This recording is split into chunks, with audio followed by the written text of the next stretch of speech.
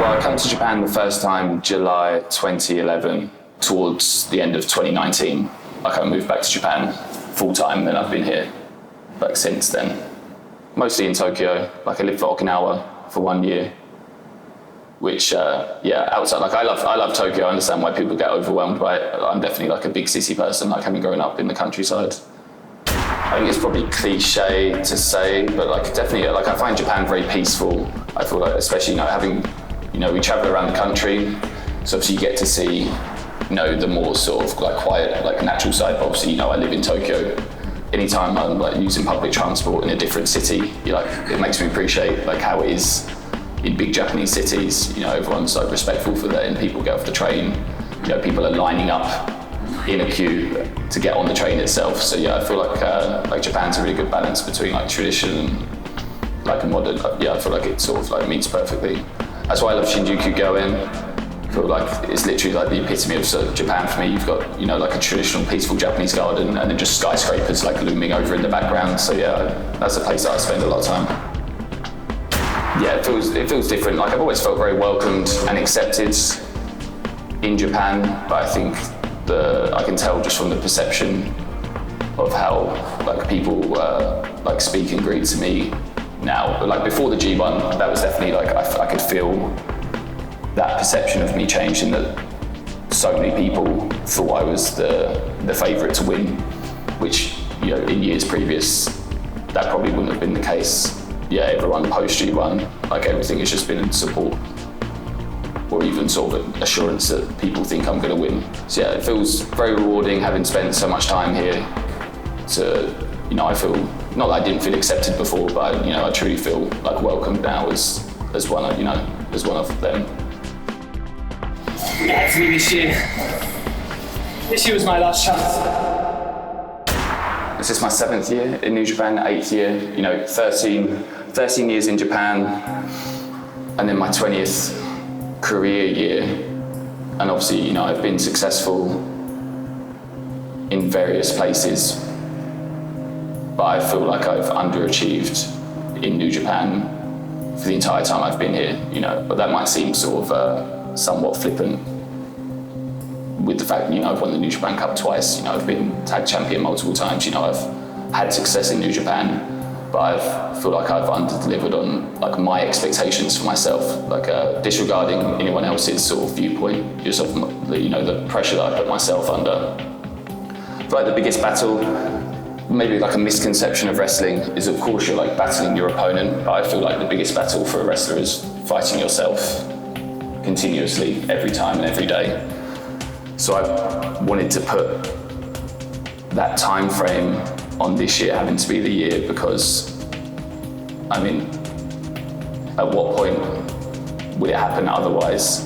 If I don't force myself to attain the goals that I feel that have been reachable, but I've failed every time. So I don't know how much I believe in positive thinking, but it was definitely some, I tried to change my mindset, because I feel I've had the skills, I've had the capability to beat anyone in New Japan the entire time I've been here, but there was obviously something missing from, not being able to win the G1 and then not being able to win the heavyweight title 3 times.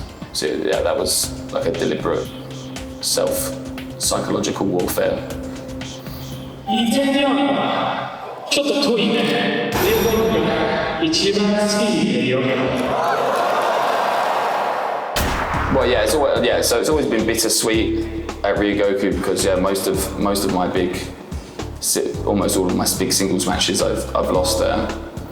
I think my second time with New Japan, I challenged Goto for the NEVER Championship, so that was sort of within the first month of me being in New Japan, and that was my first time wrestling at Ryogoku.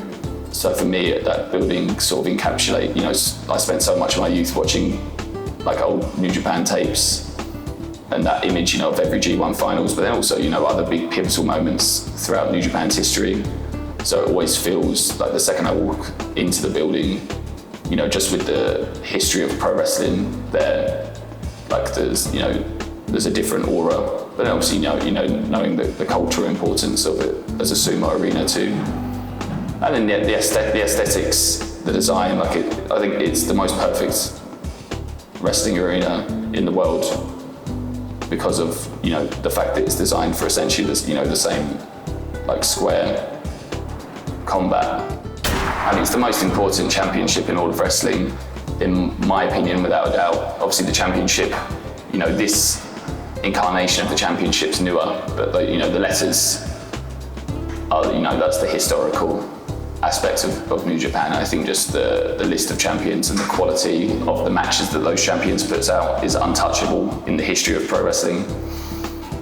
So then, of course, for me, even more so, I've not won an IWGP singles championship in New Japan. Like I've been tag team champion and then I had the TV championship. So I think it's even more sort of symbolic for me for my first official IWGP singles championship to be like the top championship in all of New Japan. Like that symbolism is very important to me. One of my lifelong goals is to main event the Tokyo Dome, but for me it feels more important to be entering the Tokyo Dome as champion, and then also with multiple defenses. I don't want to like start the next chapter of my career at the Tokyo Dome. I want to like crystallize it there. Like I want to already be champion, having made that step up, and then have this Tokyo Dome. It's important timing that's at the start of the year. It's essentially the end of our sort of like wrestling calendar year, but it's the beginning of a new year. So that's much more important for me to enter the Tokyo Dome as champion. And then also there's multiple other factors. It's taken me 13 years wrestling in Japan to get to that stage. Like I don't want to wait. I didn't want to wait another 4 months for the Dome. And also I'm still a big pro wrestling fan. I was still the autumn and the build up to the Tokyo Dome was sort of static. So I think it's worth the risk. But also I feel like there's a reason I won the G1, because I am the best wrestler in New Japan right now. So then if I can't gamble on myself, having just won the biggest tournament in pro wrestling, to then challenge, much sooner, then I would come to terms with not being worthy of being champion.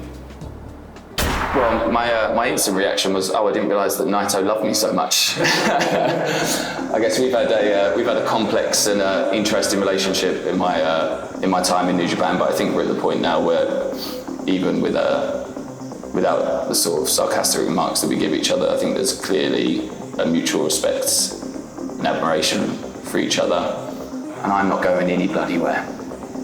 Yeah, I would just reassure him in the same way that I do with the Japanese fans. Like winning the championship, like all of my goals that I said this year, G1, IWGP World Heavyweight Champion, Tokyo Dome main event, like achieving they're my goals for now. Like I don't just have like a checklist and then of things that I just want to arbitrarily tick off. Like they're my immediate goals that I set for the immediate future. But then my ambitions and like I was saying before with the wrestler fighting themselves, like I'm going to continuously be trying to become a better wrestler year in and year out. So I think it's impossible to ever achieve all of the goals that I want. So I'll just set new goals. I spent like my dream and goal was to always wrestle in Japan. I think lots of foreign wrestlers, have Japan as something they desire to do, but like this is the end goal for me. And then my aspirations have always been to be the best wrestler that I possibly can, and also to be the top in whatever company I am, and also to reassure the fans that they can get behind me and not have to worry about me leaving. It's probably not the best business decision to continue this out loud, but I think it's far more likely that I would stop wrestling than I would stop wrestling in Japan. Right. So like I want to reassure the fans that they, putting their trust and support in me will only be reciprocated. And then I truly believe that New Japan, I believe that Japanese wrestling has stood the test of time as the highest quality of pro wrestling anywhere in the world. And then New Japan are the industry leaders here, so I believe that New Japan Pro Wrestling is the best wrestling company in the world. So then even self-serving to be the top of New Japan, will prove that I'm the best wrestler in the world. New Japan's incarnation was still quite fresh. Yeah. So the goal, the immediate future in New Japan will be the top group in New Japan. But we're all, especially me, Mike and Shane, having been, treated so well in Noah and having, really been given the biggest opportunities of our career by being in Japan, having spent time in the dojo, like we spoke when I joined about that we didn't want TMDK to be some arbitrary foreigner, outsider group. We're all, we're dickheads and probably wind people up, but I think it's apparent in all of our attitudes and mentalities how much we love Japan. So in that sense, the goal was always we wanted Japanese members in the team. And then what more beneficial than to have young Japanese wrestlers that we can sort of pay back all of the benefits we had. But then also being able to, with being foreigners, we can have more of a relaxed attitude and sort of not have as rigid a Kyohei Senpai culture. And I think that's how Fujita, Fujita has only really wrestled abroad for 6 weeks, but I think he's basically had the same benefits of an excursion just by being with us, traveling with us, spending time with us. We go out for dinner, we hang out, we train. It is a team in that sense. So then the goal, I didn't want just one obligatory Japanese member in the team, then that's why, Oil is just a natural fit. I would have stole both of them at the same time, but I was never given permission to steal Fujita, so I thought I didn't want to push my luck. But then obviously the fact that then he had his excursion to Noah and that I was keeping in touch with Ogawa-san regularly, he was singing his praises. So I think, the fact, that we're able to sort of acknowledge how important Noah was to us, whilst also, reaching the top of New Japan, I think just everything sort of aligned.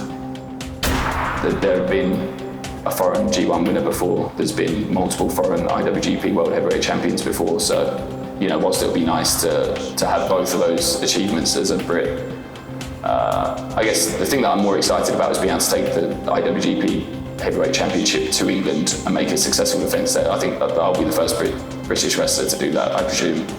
So yeah, that would be conscious. But everything I've done in my career, I've been trying to represent British wrestling to the best that I can. So yeah, I don't think these aspects change what I've been continuously doing for 20 years.